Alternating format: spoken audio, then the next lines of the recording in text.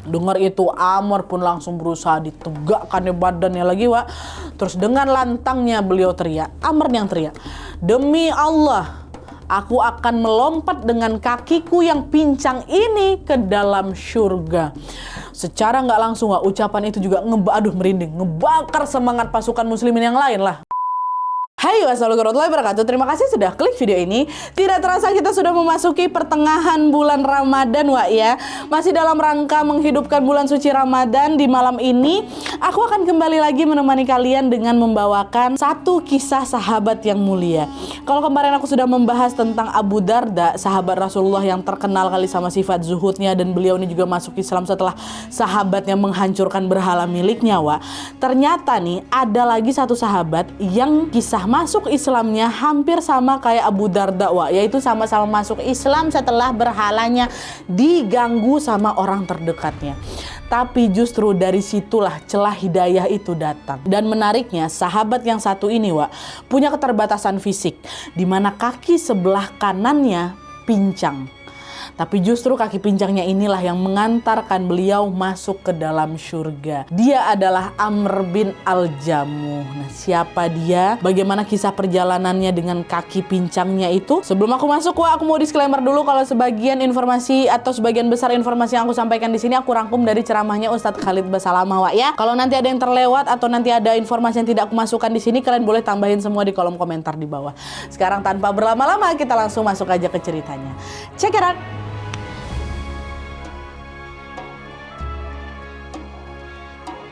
Oke, Wak, jadi Amr bin Al-Jamuh ini adalah salah satu sahabat Rasulullah yang memiliki keterbatasan fisik, yaitu kaki sebelah kanannya pincang. Tidak banyak riwayat yang membahas tentang penyebab pasti dibalik kekurangan fisiknya beliau, Wak. Entah sudah ada sejak lahirkah atau karena kecelakaan atau apa gimana. Cuman yang jelas kondisi kakinya ini cacat permanen. Dan dengan kondisi itu Amr radhiyallahu anhu ini jadi susah berdiri tegak, Wak, dan gak bisa jalan normal macam orang lain. Jadi dia tuh jalan terseok-seok gitu loh, gitu ya. Nah, pada waktu itu Amr ini tinggal di Madinah bersama dengan istrinya yang bernama Hindun binti Amr bin Haram, yang dikenal dengan julukan Ummu Walad. Ini bukan Hindun istri Abu Sofyan, Wak, ya, beda. Nah, serta keempat anak laki-lakinya yang bernama Muaz, Muawis, Khalad, dan juga Walad. Oke. Meskipun Amr ini punya keterbatasan fisik, Wak, beliau ini tetap menjadi sosok yang sangat-sangat dihormati di tengah masyarakat karena pada masa itu Amr ini menjadi pemimpin kaum Bani Salamah dari suku Khazraj atau salah satu suku terpandang di Madinah pada masa itu. Nah, sama seperti penduduk Madinah di masa jahiliyah, Wak, sebelum Islam masuk ke dalam sana, Amr sama keluarganya ini masih menyembah berhala, Wak. Dalam kepercayaannya mereka, setiap hari mereka ini harus memberikan sesembahan ke berhala-berhala tadi berupa sembahan makanan, jadi macam sesajen gitulah, supaya doa-doa mereka ini dikabulkan. Bahkan di sini, Wak, Amr ini sampai punya berhala khusus yang dikasih nama Manat. Ya, berhala ini diletakkan di salah satu ruangan di rumahnya dan dirawat dengan sepenuh hati sama Amr, Wak. Berhala Manat ini dimandikan, dikasih wangi-wangian, dikasih sesajen, terus ya disembah gitu terus pokoknya setiap hari. Pokoknya di masa itu Amr ini sangat-sangat taat kali lah sama ajaran nenek moyangnya, nyembah berhala.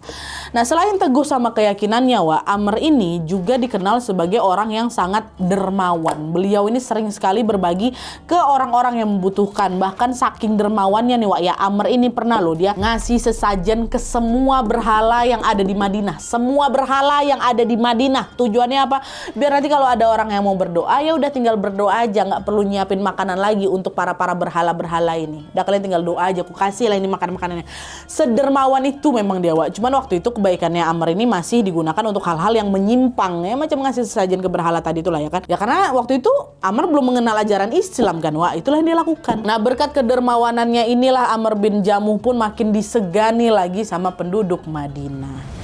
Sampailah pada suatu hari, Wak, datang dai pertama di muka bumi, siapa namanya? Mus'ab bin Umair ke Madinah. Mus'ab menjadi utusan Rasulullah yang diminta untuk menyebarkan ajaran Islam ke sana. Nah, waktu itu Mus'ab bin Umair ini punya strategi khusus, Wak, dalam berdakwah. Mungkin sebagian di antara kalian sudah ada tahu kalau Mus'ab ini akan mendekati para pembesar dulu, para pembesar-pembesar di Madinah, karena beliau mikir kalau pemimpinnya sudah masuk Islam, penduduk di sana juga pasti akan ikut masuk juga gitu. Dan ternyata strategi ini efektif, Wak. Dalam waktu singkat banyak sekali tokoh pemimpin dan juga penduduk di Madinah, kecuali kaum Yahudi dengan sukarela masuk Islam, termasuk istri dan keempat anaknya Amr. Cuma di sini Amr belum tegar artinya untuk masuk Islam, Wak. Itu mereka udah masuk semua. Nah, di sini istri dan keempat anaknya Amr ini masih harus menyembunyikan identitas keislamannya dari Amr. Amr nggak tahu. Kalau identitas mereka sampai ketahuan, itu bisa ngamuk besar ini si Amr. Apalagi waktu itu Amr ini nggak begitu suka sama Mus'ab. Mus'ab ini dianggap sudah menghasut penduduk Madinah untuk meninggalkan ajaran nenek moyangnya. Bahkan Amr ini sampai bilang ke Hindun, ke istrinya, "Wahai Hindun istriku, kamu berhati-hatilah sama si Mus'ab itu ya. Awasi anak-anak kita biar nggak ada yang ngikutin ajaran dia." Baik suamiku. Di situ Hindun pura-pura patuh sama suaminya. Padahal asli Hindun juga udah masuk Islam, udah bersyahadat di hadapan Mus'ab. 4 anaknya juga udah ikut gitu loh. Nah, di sisi lain, Hindun sama keempat anaknya Amr ini mau Amr juga masuk Islam, Wak. Mereka takut kalau Amr meninggal masih dalam keadaan kafir. Apalagi waktu itu Amr ini umurnya udah 60-an tahun gitu loh. Akhirnya Hindun diskusilah sama keempat anaknya. Mereka cari cara nih untuk membujuk Amr bisa masuk Islam. Nah, disinilah keempat anaknya Amr punya strategi unik yang ternyata berhasil bikin Amr masuk Islam, Wak. Apa strateginya? Ini kita masuk.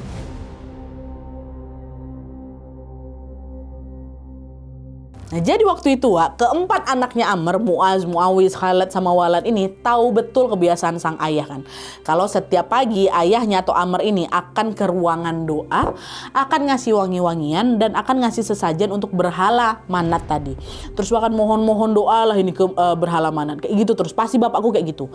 Nah, keempat anaknya paham kali betapa Amr ini percaya dan hormat kali sama si manat. Makanya mereka kepikiran, gimana kalau kita kasih pelajarannya lewat patung manat itu aja, Bang, kata gitu.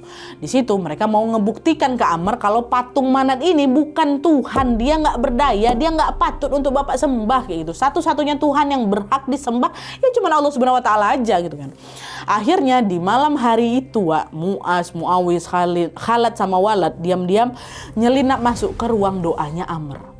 Mereka angkut patung manat itu dari sana.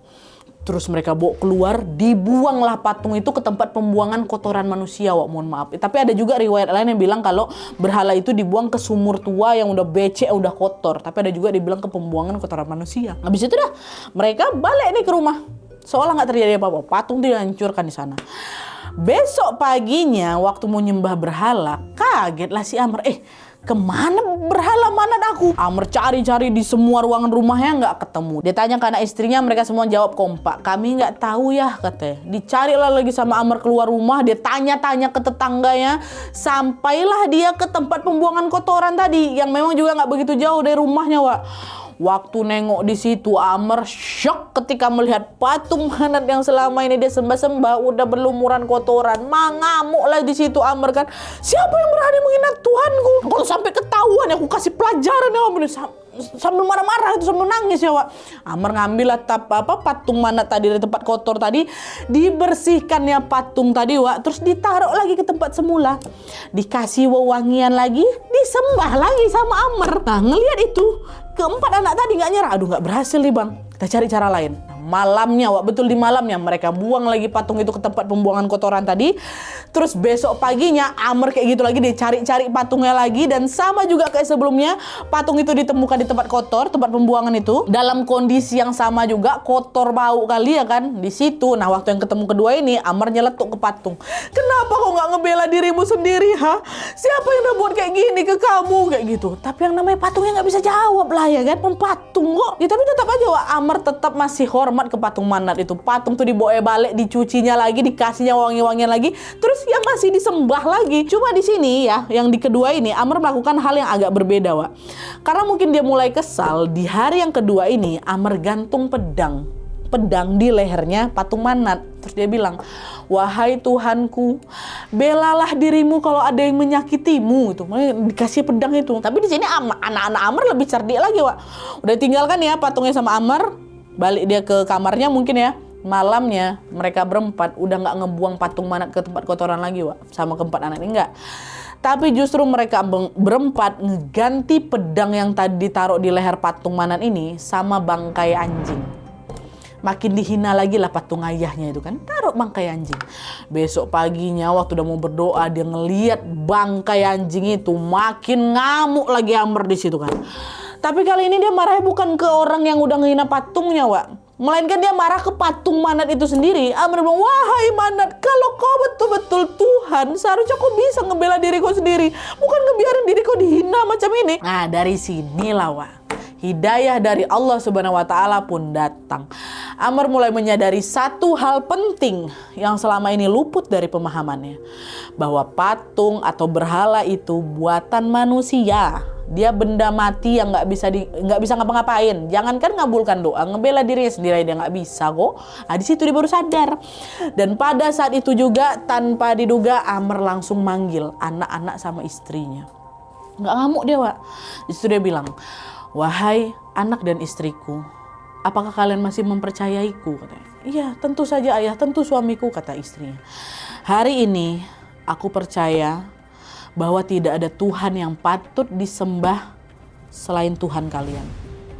Tolong antarkan aku menemui Mus'ab, aku ingin bersyahadat di hadapannya. Itu kata Amr. Jadi di sini entah dia tahu dari siapa, Amr ternyata udah tahu kalau istri sama anaknya udah masuk Islam, cuman diam-diam nggak ada yang kasih tahu dia. Maka dia bilang, aku mau ikut sama Tuhanmu. Dengar itu istri sama anak-anaknya Amr pun terharu kali lah. Usaha yang mereka kerahkan untuk menyadarkan sang ayah ini ternyata tidak sia-sia, berbuah hasil ya kan. Mereka pun semangat kali diantarkanlah Ahmad untuk bersyahadat. Dan begitulah syahadat dilantunkan, asyhadu alla ilaha illallah wa asyhadu anna Muhammadar Rasulullah. Bergetarlah hati Amr di situ. Hari itu Amr masuk Islam berkat hidayah dari Allah Subhanahu wa Ta'ala lewat perantara anak-anaknya. Nah, setelah bersyahadat, Amr pun menjalankan hidupnya sesuai syariat Islam. Bagaimana kehidupannya setelah beliau masuk Islam? Masuk.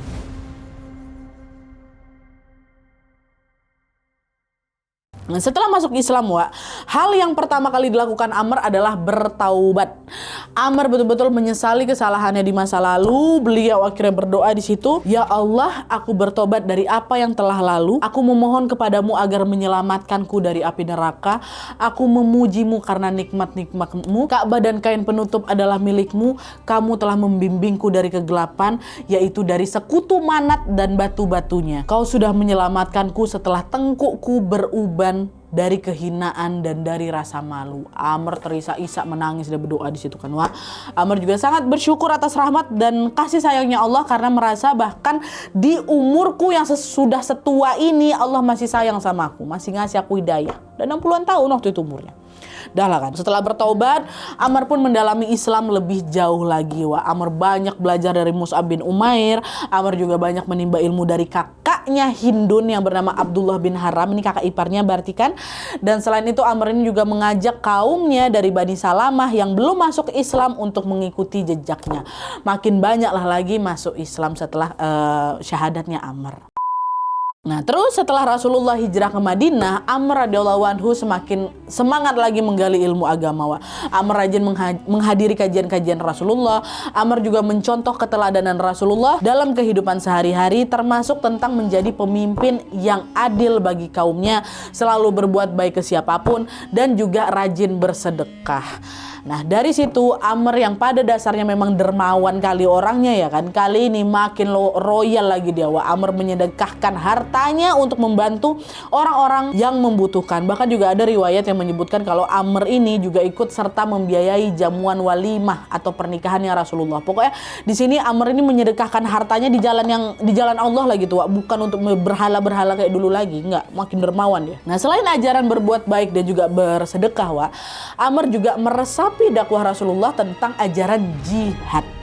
Seperti yang kita tahu di masa itu musuh Islam ini kan bertebaran di mana-mana ya kan. Bahkan banyak juga petinggi-petinggi kaum kafir yang ngeganggu nih sampai menyiksa orang-orang mukmin. Makanya di situ Rasulullah SAW menganjurkan umatnya untuk memerangi kaum kafir yang memang sudah mengganggu tadi. Meskipun memang harus berhadapan di medan perang. Tapi sebelum berjihad di medan perang, Rasulullah SAW menyampaikan bahwa jihad yang utama adalah jihad an-nafs, atau jihad melawan diri sendiri dulu. Artinya apa? Sebelum memerangi musuh Islam, umat muslim dianjurkan untuk membekali diri dulu dengan keimanan dan amal soleh, termasuk juga membersihkan hati dan jiwa dari sifat-sifat buruk. Jadinya Amr dan umat muslim pada saat itu ya saling berlomba-lomba lagi lah beramal soleh. Hingga memasuki tahun kedua Hijriyah, Perang Badar terjadi ya kan Wak ya. Waktu dengar seruan perang Badar, seluruh umat Islam antusias sekali di situ. Para pemuda dan laki-laki dewasa semua saling berlomba lah itu untuk mengajukan diri ikut perang, termasuk diantaranya Amr dan juga keempat anaknya. Cuman waktu itu Wak, keinginan Amr untuk ikut perang ini ditentang sama anak-anaknya. Muaz salah satu anaknya bilang, "Ayah, kondisi ayah ini nggak memungkinkan untuk ikut perang ya. Ingat kalian kan, kaki ayah pincang. Gimana nanti ayah mau ngelawan musuh? Udahlah ya, biar kami bertiga aja yang berangkat perang ya ayah ya, mewakili ayah. Ayah temani ibu di rumah." Rasulullah pasti ngizinkan ayah karena ayah punya uzur kan. Dan apa yang dibilang sama Muaz ini memang betul Wak. Rasulullah sendiri mengizinkan orang-orang yang punya uzur untuk tidak ikut perang. Siapa aja orang uzur ini? Anak-anak yang belum balik nggak apa-apa nggak ikut. Perempuan, orang-orang yang sakit kronis, hamba sahaya, kecuali Tuhan yang mengizinkan. Orang tua yang lemah fisiknya, orang yang terlilit utang, orang yang punya keterbatasan fisik kayak apa, kayak buta, tuli, pincang dan sebagainya. Nah, Amr masuk di kategori ini. Soalnya kan kakinya pincang kan, Wak. Uzur berarti. Tapi waktu itu Amr nih kekeh kali pengen ikut, Wak. Meskipun umurnya waktu itu udah 60-an tahun ya, terus kakinya juga pincang tuh. Amr ngerasa fisiknya masih cukup kuat untuk berperang. Apalagi Rasulullah juga pernah berkata bahwa orang-orang yang gugur di medan perang melawan musuh-musuh Islam itu termasuk orang yang mati syahid dan jaminannya sudah pasti masuk surga. Jadi Amr bin Jamuh pun menemuilah Rasulullah di situ, minta izin langsung. "Ya Rasulullah, izinkanlah aku ikut perang bersama anak-anakku." Dengar itu Rasulullah cuma tersenyum. "Wahai Amr, anak-anakmu telah izin kepadaku. Mereka bilang kalau kondisi kakimu tidak memungkinkan untuk ikut perang, maka pulanglah.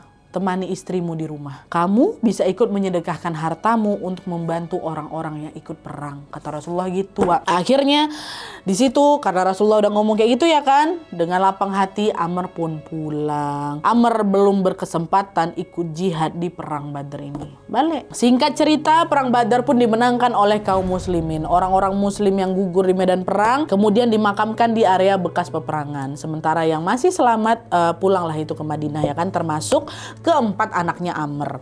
Nah, waktu dengar cerita anaknya pada saat perang Badar lagi berkecamuk apa segala macam ini, Wak, semangatnya Amr makin terpantik lagi. Amr bilang, "Di perang selanjutnya ayah harus ikut. Ayah mau berjuang membela agama ayah. Ayah mau syahid di medan perang," katanya gitu. Dan tekad ini rupanya nggak main-main, Wak. Di peperangan selanjutnya Amr betul-betul memohon-mohon ke Rasulullah, Wak, supaya diizinkan ikut perang. Ikut perang, jihad.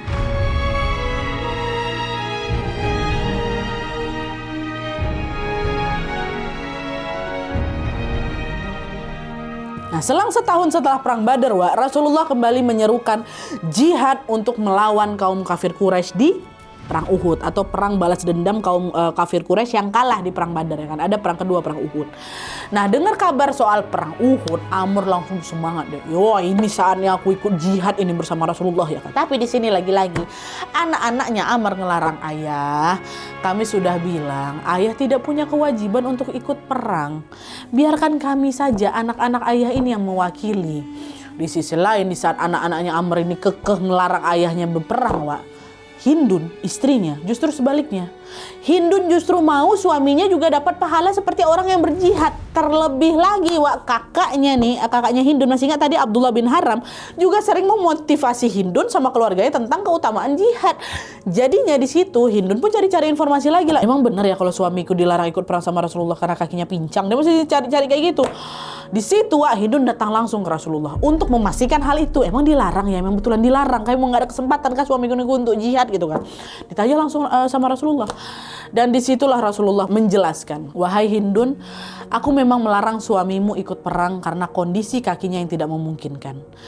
Kecuali dianya sendiri yang kekeh mau ikut," kata Rasulullah.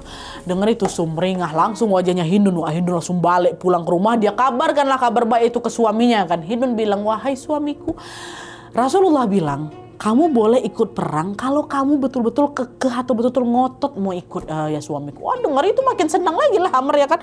Amr yang tadinya duduk, Wah, langsung berdiri tegak gitu. Dia sambil berdoa, "Ya Allah, ya Allah, janganlah engkau kembalikan aku ke rumah lagi. Ya Allah, izinkan aku mati syahid di jalanmu."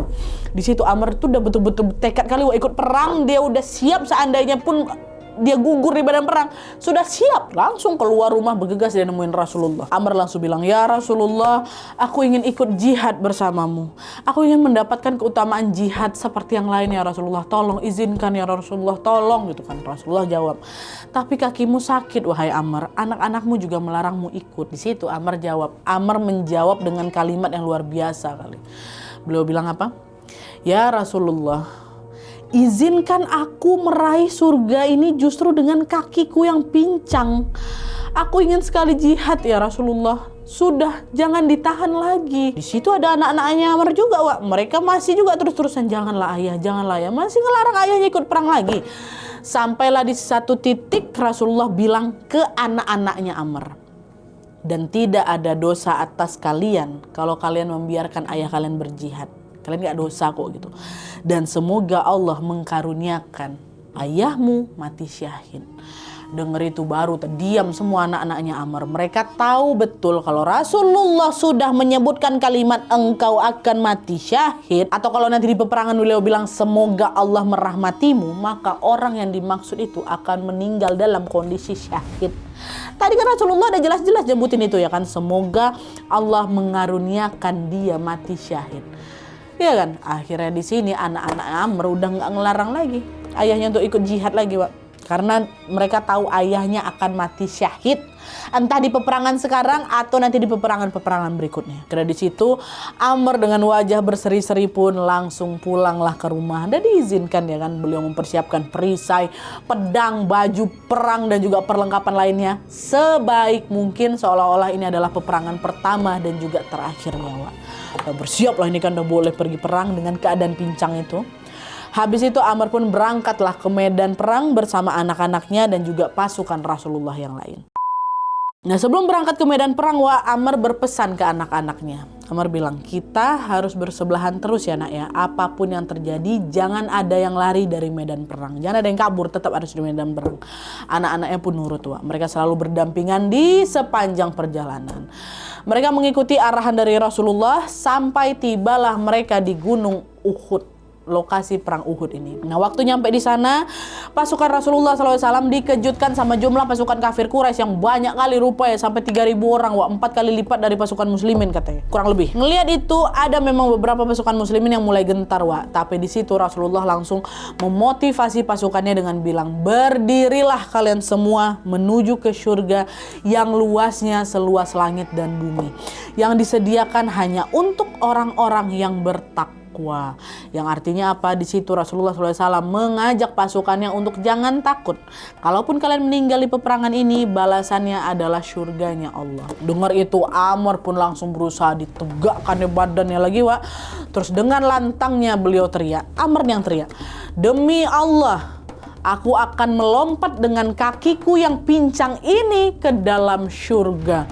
Secara nggak langsung, ucapan itu juga merinding, ngebakar semangat pasukan muslimin yang lain lah. Mereka semua ngelihat betul keberanian yang terpancar dari matanya Amr. Mereka pada mikir lah semua, orang Amr yang udah tua, kakinya pincang pula, berani dia ngomong kayak gitu, berani dia sesemangat itu dia. Kok aku enggak gitu kan?